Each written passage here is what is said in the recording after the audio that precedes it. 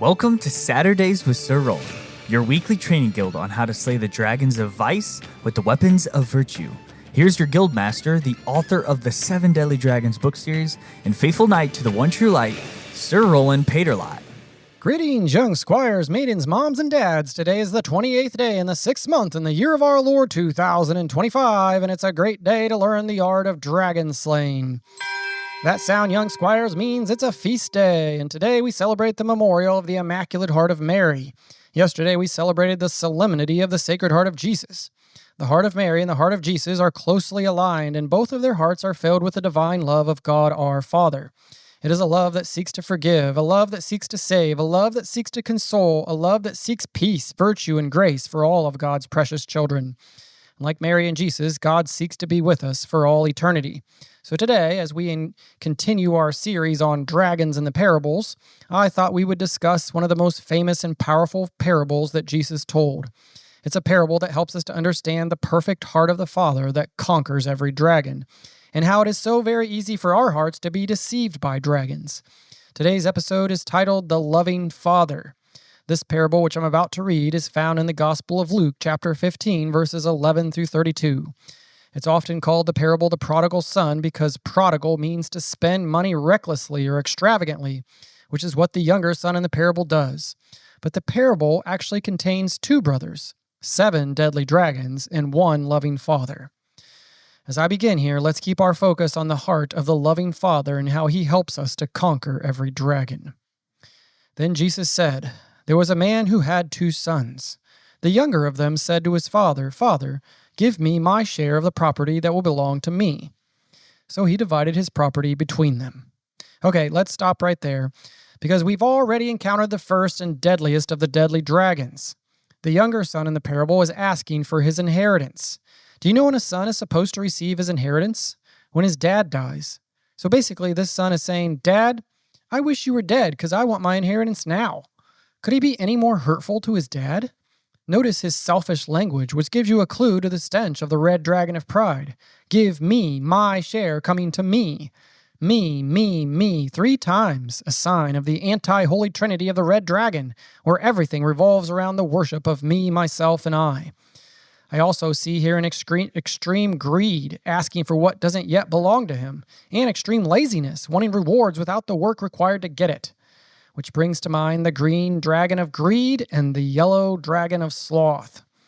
But notice what the father in the parable does. He actually gives the son his share of the inheritance in a great act of generosity. I don't know if you've ever heard this before, but money is not just a piece of paper that grows on trees. The paper in itself has no value. Money represents something, a certain amount of blood, sweat, and tears. If your dad gives you a $10 bill to buy ice cream, it might be free for you, but it's not free.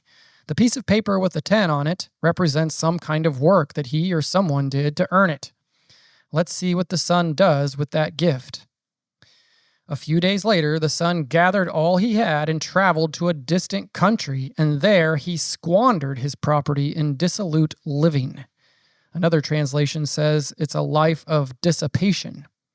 Let me translate dissolute or dissipation for you. It means he squandered or wasted all his dad's money on the indigo dragon of gluttony and the violet dragon of lust.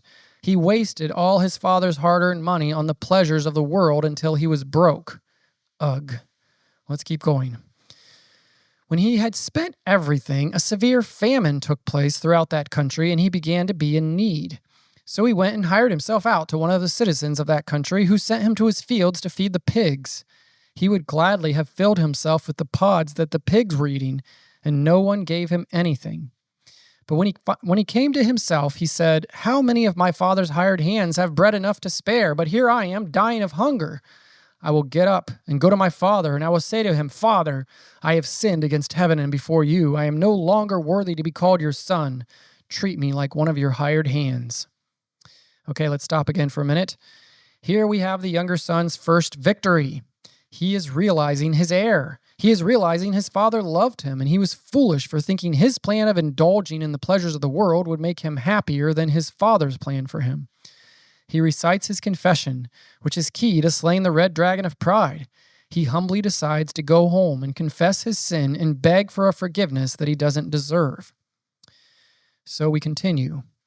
He set off and went to his father. But while he was still far off, his father saw him and was filled with compassion. He ran and put his arms around him and kissed him. Then the son said to him, Father, I have sinned against heaven and before you. I am no longer worthy to be called your son. But the father said to his slaves, Quickly, bring out a robe, the best one, and put it on him. Put a ring on his fingers and sandals on his feet. And get the fatted calf and kill it, and let us eat and celebrate. For this son of mine was dead and is alive again. He was lost and is found. And they began to celebrate. This, my young squires, is a picture-perfect image of what happens in the sacrament of reconciliation. We, foolish sons and daughters who have fallen for the lies of dragons and wandered away from the Father, come back home to the Father, who's just waiting every day for our return. And when the Father sees us coming, he's filled with compassion and joy and can't wait to forgive us. And he runs to us and embraces us even before we utter the words of confession. The younger son was badly wounded by 5 of the dragons, pride, sloth, greed, gluttony, and lust, but found healing in reconciling with the Father. But the parable doesn't end there. There are 2 more dragons and 1 more son. Now his elder son was in the field, and when he came and approached the house, he heard music and dancing. He called one of the slaves and asked what was going on. He replied, Your brother has come, and your father has killed the fatted calf because he has got him back safe and sound. Then he became angry and refused to go in. His father came out and began to plead with him. But he answered his father, Listen, for all these years I've been working like a slave for you, and I've never disobeyed your command. Yet you've never given me even a goat, a young goat, that I might celebrate with my friends. But when this son of yours comes back, who has devoured your property with prostitutes, you killed the fatted calf for him. The older son here is furious. I mean, like Blue Dragon of Wrath furious, where he's throwing a temper tantrum and refusing to even come to the party. Why? Because the orange dragon of envy has wounded him badly, and envy often leads to wrath, especially between brothers. He's envious that his brother, the sinner, gets a party. He is sad because his father had mercy on his brother and won't go to the fattened calf party because he's at his own "that's not fair" pity party. The older brother is a hard worker and did stay home and obey his father's commands, but his motivation wasn't out of love, but obligation. He saw himself as a slave, not a son. He didn't really slay sloth. He worked hard at the things of the world, but not at loving his family and what matters most. Then the father said to him, Son, you are always with me, and all that is mine is yours. We had to celebrate and rejoice because this brother of yours was dead and has come to life. He was lost and has been found. Again, the father shows mercy to his older son too, and pleads with him to come to his senses and come home to celebrate. He pleads with him to slay his dragons that are keeping him from the love of the Father. We don't know what the older brother does in the parable, for that is the end of the parable. The question is, what will you do? Are you more tempted to be the younger brother and disobey and waste the gifts God gives you? Or are you more tempted to get angry at and envious towards those sinners who God forgives? Either way, we all need forgiveness. So here's my challenge this week. Examine your conscience with our Dragon Slayer's examination of conscience and see which dragons have wounded you. Then write down those sins, and as a family, go to confession if you're able. Then come home and burn that paper in a fire to show you are forgiven. And then grill out. Have some hamburgers or steaks to celebrate and kill the fattened calf. For whenever we are lost, God always invites us to be found. Parents, I dare you to try it. Maybe even once a month. Just do it as a habit. Read the parable out loud, examine your conscience, go to confession as a family, have a fire, burn those sins, and then eat steak. I bet your kids will be more excited about the sacrament of reconciliation, and they will remember it for the rest of their lives.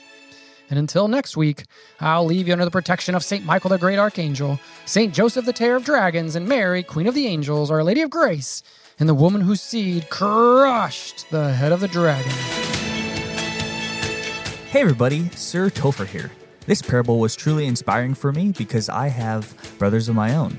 3 to be exact. And one time, more than once, when I was younger, I got wounded by the same blue dragon of wrath because I was envious of my brother for his nice green tractor. I proceeded to steal that tractor and then throw it at him. Luckily, I have bad aim and God has great mercy on me. The tractor hit a wall, and after the incident, I'd realized I needed to apologize to my brother. I'm grateful for that little story because even though I was wounded, God showed me great mercy to love my brother and to say sorry. And now I can't wait to spend time with my brothers. They are my closest friends. Rolland and I encourage you to love your siblings with forgiveness and kindness. In the Training Guild email this week, I have included a parable worksheet in the Dragon Slayer's Examination of Conscience to help you name your dragons so you can slay your dragons with great love. And until next week, stay holy and slay dragons.